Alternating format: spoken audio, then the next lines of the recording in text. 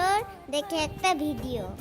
এই ভিডিওতে তোমরা দেখতে পাচ্ছ একটা খুব সুন্দর একটা মিনি কুকার। এই মিনি কুকারে তোমরা গোপালের জন্য খুব সুন্দর করে একটা জন্মাষ্টমীতে ভোগ রান্না করতে পারো। আজকে আমি আর আমার মা দুজনে মিলে আলু টমেটো সয়াবিনের তরকারি রান্না করছি। তোমরা যদি চাও এই মিনি কুকারটা নিতে, তাহলে আমার মায়ের সঙ্গে যোগাযোগ করো। আমার আর মায়ের এই মিনি কুকারে রান্না করতে খুব ভালো লেগেছে।